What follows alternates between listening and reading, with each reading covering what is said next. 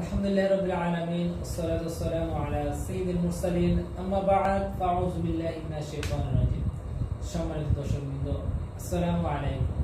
আজকে আমরা আপনাদের সামনে উপস্থিত হলাম কোরআন ও হাদিসের ভিত্তিতে আকীদা সম্পর্কে কিছু প্রশ্ন নিয়ে। তো আমাদের সাথে আমাদের হুজুর হযরত মাওলানা মুফতি এস এম নুরুল ইসলাম নকশবন্দি মুজাদ্দিদ সাহেব উপস্থিত রয়েছেন। তো হুজুরের কাছে আমাদের কিছু প্রশ্ন। প্রথম প্রশ্ন, হুজুর,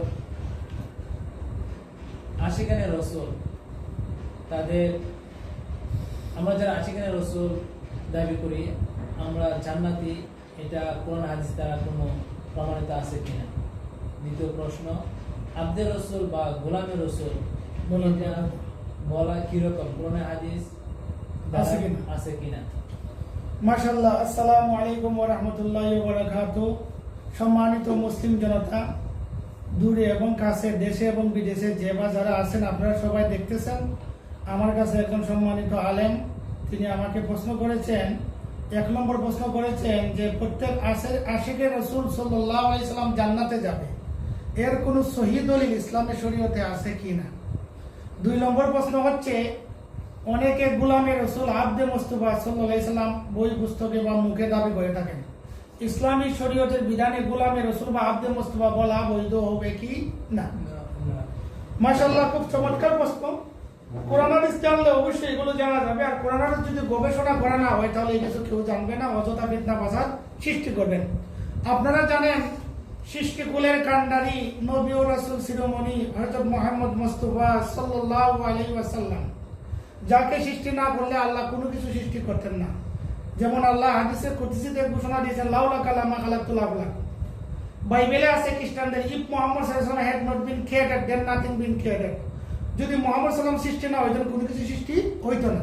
এখন ওই নবীর আশিক দাবিদার জান্নাতে যাবে কিনা? দুশমনের রাসূল সবাই জাহান্নামে যাবে, এতে কোনো দেয়ার ইজ নো ডাউট, কোনো সন্দেহ নাই। কোরআন হাদিস দেখাবে কোনো দরকার নাই, দুশমন জাহান্নামে যাবে। কিন্তু আমরা যারা আশিকে রাসূল দাবি করি, এই আশিকে রাসূল বেহেশতে যাবে কিনা এই ব্যাপারে সুস্পষ্ট দলিল আছে কিনা তা আপনি জানতে চেয়েছেন। হ্যাঁ আছে। সহিহ বুখারী শরীফের ৭২৮০ নম্বর হাদিস। সিহা সিত্তা ছয়খানা কিতাবের মধ্যে সবচেয়ে প্রসিদ্ধ কিতাব হচ্ছে সহিহ বুখারী শরীফ। সহিহ বুখারী শরীফের ৭২৮০ নম্বর হাদিস।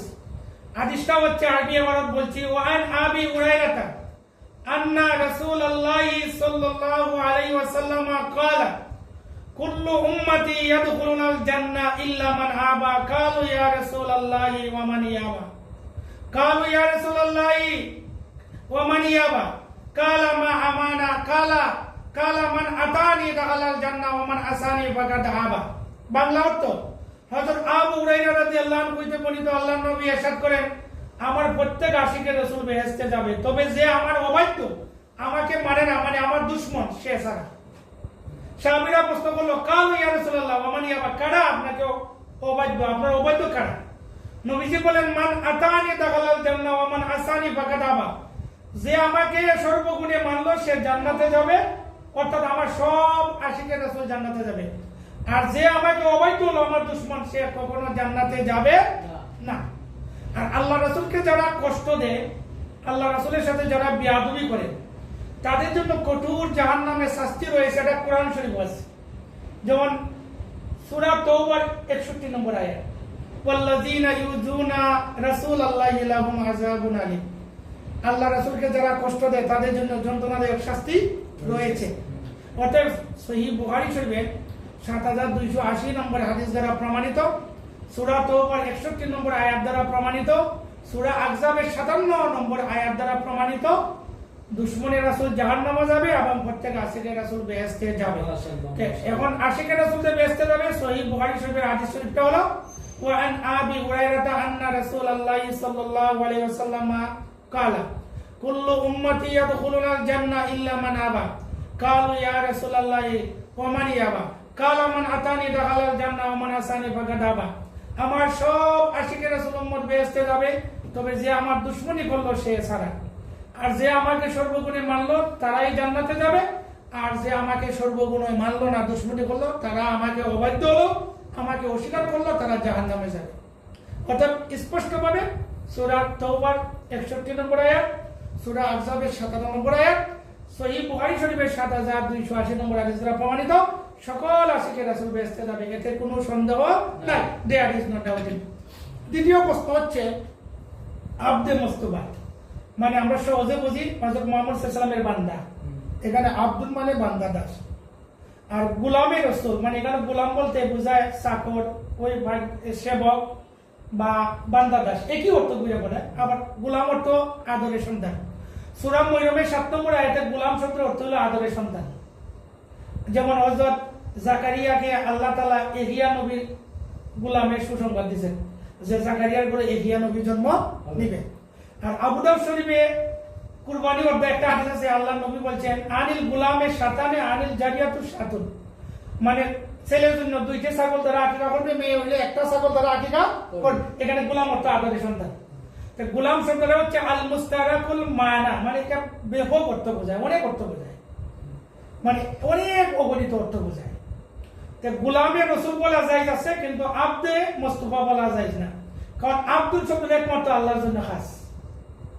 আর গোলামের রাসূল যেটা গোলাম, এটা নবী ওলি গাউস সকলের জন্য জায়েজ। এটা এখন সহিহ হাদিস আছে কিনা? সহিহ মুসলিম শরীফের 2249 নম্বর হাদিস। কত নম্বর হাদিস? সহিহ মুসলিম শরীফের 2249 নম্বর হাদিস। وعن أبي هريرة أن رسول الله صلى الله عليه وسلم قال لا يقولن أحدكم عبدي وأمتي كلكم عبيد الله وكل نسائكم إماء الله ولكن ليقل غلامي وزريتي وفتايا وفتاتي।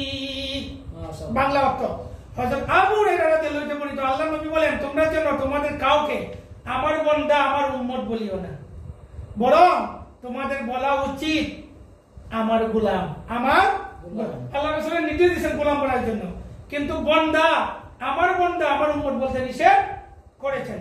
বলছেন কুল্লুকুম আবিদুল্লাহ, তোমরা সবাই আল্লাহর বান্দা, মানে বান্দার শব্দটা একমাত্র আল্লাহর জন্য হক, আর উম্মত শব্দটা একমাত্র নবী সাল্লাল্লাহু আলাইহি সাল্লামের জন্য হক।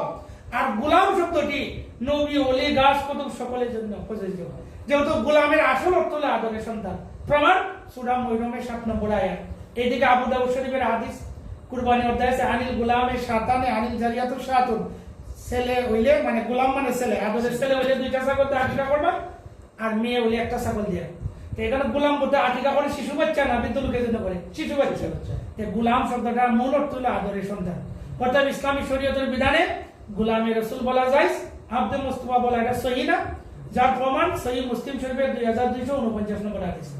আর নবী সব আশিকের রাসূল বেহেশতে যাবে, পাপ করুক আর পুণ্য করুক, শিরিক কুফর ছাড়া সব উম্মত বেহেশতে যাবে, কিন্তু যারা মুনাফিক, যারা নবীর দুশমনি করে তারা জাহান্নামে যাবে। যেমন মুনাফিক যারা নবীর দুশমনি করে, যেমন খারিজি একটা সম্প্রদায় আছে, সুনানে ইবনে মাজাহ শরীফের 173 নম্বর হাদিসে সহিহ হাদিস।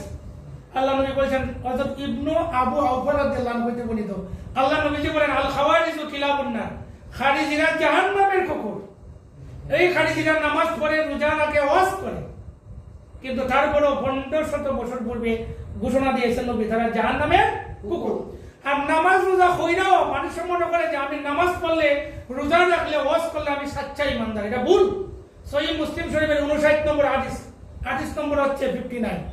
আর হযরত ইবনু আব্দুর রহমান রাদিয়াল্লাহু আনহু বলেন আল্লাহ নবী বলেন আয়াতুল মুনাফিকি সালাসুন ওয়া ইন সামা ওয়া সাল্লা ওয়া জাআবা আন্নাহু মুসলিম। মুনাফিকের আলামত তিনটা, যদি সে রোজা রাখে, নামাজ পড়ে এবং দাওয়া করে আমি মুসলমান, তাহলে বোঝা গেল নামাজ রোজা করলো সে মুনাফিক, যদি মুনাফিকের আলামত থাকে। যেমন মুনাফিকের সর্দার আব্দুল্লাহ ইবনে উবাই ইবনে সুলুল, সে নবীর সাথে 5 ওয়াক্ত নামাজ জামাতে পড়তো, নবীকে দেখছেও এবং সে মুসলমানও, কিন্তু নবী সাহাবী হইতে পারে না, কিন্তু কোরআনে ঘোষণা দিচ্ছে সে মুনাফিকের সর্দার। নামাজ মুনাফিক যদি থাকে, নামাজ রোজা করলো সে মুনাফিক। আর যদি আশিকি থাকে, হুব্বে রাসূল এশকে মুস্তাফা থাকে, সে পাপ করলো, সে আশিকে রাসূল। যেমন আল্লামা জালালউদ্দিন রুমি বলেন আসলে ঈমান রুহে কুরআন মগজদিন আস্তে হুব্বে রাহমাতুল লিল আলামিন। ঈমানের জাহান কুরআনের রূহ, ধর্মের মগজ নবী মুহাম্মদ মুস্তাফা সাল্লাল্লাহু আলাইহি ওয়াসাল্লাম। আবার বলেন জালালউদ্দিন রুমি এশকে মাহবুবে খুদা जिस दिल में असल नहीं लाखों मोमिन मगर ईमान में कामिल नहीं তোমার ভিতরে যদি ইশকে মাহবুবে খোদা না থাকে নবীর মহব্বত নবীর ইশক না থাকে তাহলে তো তুমি পরিপূর্ণ ঈমানদার না আর তুমি যদি পরিপূর্ণ ঈমানদার না হও তাহলে তো তুমি বেহেশতে যেতে পারবে না প্রত্যেক মুমিনই বেহেশতে যাবে কিন্তু সকল মুসলমান বেহেশতে যেতে পারবে না সকল মুমিনই মুসলমান বটে কিন্তু সকল মুসলমান মুমিন না মুসলমানের মধ্যে ৭৪ দল হবে কিন্তু মুমিন একদল আল্লাহ রাব্বুল আলামিন আমাদেরকে হক মত এবং পথ আহলুস সুন্নাত ওয়াল জামাত অনুসরণ করার তৌফিক দান করুন এই বলে আমি আমার বক্তব্য শেষ করলাম মাশাআল্লাহ মাশাআল্লাহ মাশাআল্লাহ আমরা হুজুরের মুখ থেকে শুনতে পারলাম দুটি প্রশ্নের উত্তর সম্মানিত দর্শকবৃন্দ আপনারা এরকম ভাবে কঠিন থেকে কঠিন প্রশ্নের উত্তর জানার জন্য বোঝার জন্য আমাদের সাথে থাকুন আমাদের চ্যানেলটি দেখতে থাকুন সাবস্ক্রাইব করুন আসসালামু আলাইকুম ওয়া রাহমাতুল্লাহি ওয়া বারাকাতুহু